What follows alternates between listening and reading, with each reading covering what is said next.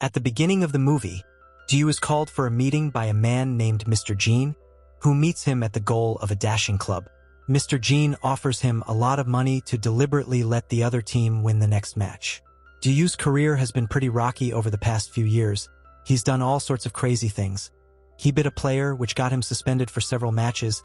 He disguised himself to play in a women's team, served food on his body, and who knows what else.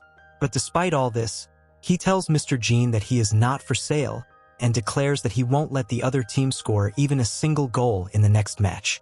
During the match, he blocks a fantastic goal, but then, in his overconfidence, he lets 5 goals slip through. He plays so poorly that the opposing team starts throwing him up in the air to celebrate, thanking him for helping them win. Getting kicked out of the team deeply upsets Du, but his teammate and best friend, Sang Jong, tries to cheer him up and takes him aside for a talk. But their coach humiliates him further by saying, "Look, son, we've replaced you with a dog on the team, and it's playing better than you." This angers Sang Jong, who then threatens the coach, saying that if his friend isn't brought back to the team, he'll quit too. The coach, unfazed, tells him to go ahead and quit, as that would only improve their team by getting rid of lousy players. On their way back home, an annoyed Du encounters a man pretending to get hit by their car while crossing the road. Already in a bad mood, he grabs the man and smashes him against the car a few times, then starts wiping the windshield with his clothes. Just then, a woman named Shaju notices them and, like a true activist, starts protesting against them. Soon, a crowd gathers, and both of them get arrested for assaulting the man. Mr. Jean bails them out and reveals to Du that he is not actually a football coach. The previous meeting was merely a test of his integrity. He takes Du to his office and introduces him to Mr. Jean and Mr. Liv, who then informed Du that he had a granduncle who became estranged from the family. He passed away about a month ago, leaving Du as his sole heir to his vast fortune. However, before he can inherit it all, Du must pass a test that his granduncle devised before his death. He needs to spend 1 billion yuan within a month to inherit the remaining 30 billion yuan. But there are rules. He cannot spend the money illegally, nor can he end up with any purchased property or cars at the end of the month. He cannot give the money away as gifts or donations. He can hire no more than 100 people, and he must allow them to perform the job he's hired them for. He cannot damage any expensive item he buys, cannot overpay for anything, and, most importantly, he cannot tell anyone about this game. If he chooses not to take up this challenge, he can walk away with 10 million yuan, while the rest of the money would remain in a trust fund under the control of Mr. Li and Mr. Yo, who would use it however they saw fit. Mr. Jean assigns his accountant, Shaju, to keep track of all of Du's expenses. Holding a grudge for her jail time, Shaju grudgingly accepts the role. Determined to exact revenge, Du hires her instantly and heads to the bank with Sang Jong to check out his new fortune. Seeing such a large amount of money for the first time, they begin tossing cash in the air as soon as they step out of the vault. Du hires all the guards in the bank at exorbitant salaries, and then he heads to his football team, informing them that he's renting them and the best club in the Chinese league to host a match after the stadium repairs are complete. But they laugh at him, thinking he's joking, until he has a whole truckload of cash dumped on the football ground to prove his point.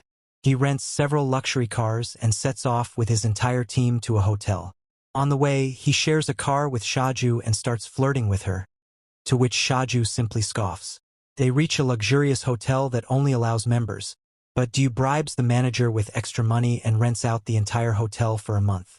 The manager happily escorts them all to the dining room. Since Du's team is now technically employed by him after being rented, he can legally spend on them as per the game's rules. Du announces that he's starting an investment company and appoints Sang Jong as the CEO. Overjoyed, Sang Jong has no idea that Du chose him because he's a fool who's sure to blow through all the money.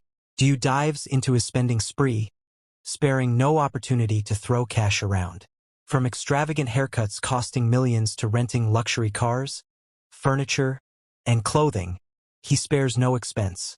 Shaju tries to warn him that at this rate, he'll be broke within 6 months, which, she notes, is 5 months more than his goal.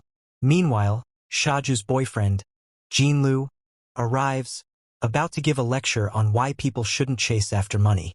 Hearing this, Du pulls out a wad of cash from his vault and offers it to him, saying, "Here, take this money, quit teaching, and come work as my gardener." Blinded by the money, Jean Lu agrees and even takes a celebratory drink. Shaju, shocked by this side of him, breaks up with him on the spot. In his first investment meeting, Du suggests investing heavily in sectors that are suffering losses. Just then, an eccentric man barges in, seeking funding for his bizarre invention that allows people to glide over land. Thinking this is sure to lose money, Du agrees to fund him generously. From there, he essentially starts his own version of Shark Tank, funding every ridiculous idea presented to him. The next day, while Du was getting a massage, the famous hostess Han tried to make a move on him. He tried to stop her, but she wasn't backing down. Just then, Shaju entered, giving Du a chance to escape. The following day, Du met Mr. In and Like at the golf course. He realized they must have sent them to try and make him lose the challenge. During lunch, while everyone else was served a lavish meal, Du only gave in and like instant noodles, since the challenge rules only allowed him to spend money on his own employees. Du hired an American business strategist, Mr. Lafitte, with a huge fee to come to China and asked him over lunch to suggest a business that would fail spectacularly. Mr. Lafitte was offended and replied that he only trained people for success, not failure, then left without eating out of anger. Du didn't miss any chance to spend money. He even got insurance for every part of his body. In a meeting, he found out that the companies he had invested in had skyrocketing share prices and his investment firm was making huge profits. Hearing this news put him in a bad mood. Meanwhile, we saw Shaju at home, celebrating her birthday alone. Just then, Lu arrived with a bouquet of flowers. She thought he was there for her birthday, but he was actually there to ask her to pull some strings to fund one of his ideas. Furious, Shaju smashed the cake into his face. She then went to find Du, who had set up a fireworks show to spend money. The whole sky was filled with colors. Seeing this, Shaju was delighted, and when she told him it was her birthday, he cleverly replied, "I know. That's why I set off the fireworks." The next day, Shaju saw that Du had put up posters all over the city saying she should give him a chance to win her heart. He even put these messages on TV, radio, and hot air balloons. People started treating Shaju like a celebrity and wanted to take pictures with her. She called Du, asking him to take it all down, but he flatly refused. On her way back to the hotel, she saw the same man who had earlier gotten Du in trouble by pretending to be hit by his car. This time, he tried the same trick in front of her cab, making her realize that Du hadn't lied that day. When she met him, Shaju told him she wanted to understand him better. Du arranged a private concert at the hotel for her, featuring her favorite singer. They enjoyed the evening together, went out for dinner, played football, and even took a romantic walk along the river. The next day, Du saw his team partying instead of practicing and asked them why they were celebrating. They told him that their investment company had made a 10 billion yuan profit. Furious, he punched one of them in the face and then ran to jump off a bridge. He knew if he had even a single yuan left at the end of the month, he would lose the entire inheritance. That's when he got an idea. He called a press conference and announced a new insurance scheme for overweight people, allowing anyone to register for just 1 yuan. For every gram of weight they lost, they would be paid 1 yuan. For every kilo lost, they'd receive 1,000 yuan. In and Like were furious, but since insurance is a legal business, it was allowed within the challenge rules. The entire city registered for the program, and everyone began losing weight. People abandoned elevators for stairs, and Du was awarded the Humanitarian of the Year award. He clarified on stage that he was doing all this for himself, not for humanity, but everyone assumed he was just being humble. On the day of the football match, the captain of the hentai club boasted they would score at least double digits against Du's lousy team. Even though their supporters were few, Du's team made a grand entry in a helicopter. When the match started, Sang Wang faked an injury, causing the hentai club's best player to get a red card.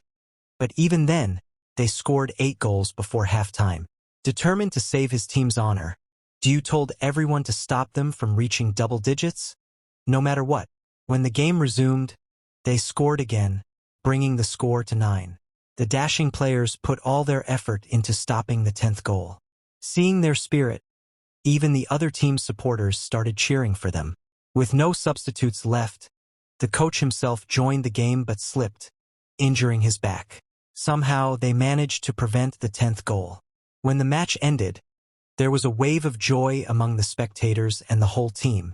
After the match, people received a call from Shaju's number. A stranger informed them that Shaju had been kidnapped and that if he didn't pay $10 million by morning, she would be killed. Diyu faced a huge dilemma. Paying the kidnappers would break the challenge rules, and he would lose the test. In reality, this was the final test set up by his grandfather to see if he valued a human life over money. Mr. Jean was confident Diyu would pay the ransom to save Shaju. However, Diyu was out partying and drinking all night. By morning, when Mr. Jean and Shaju began to lose hope, they found him sitting on the stairs, crying with the ransom money.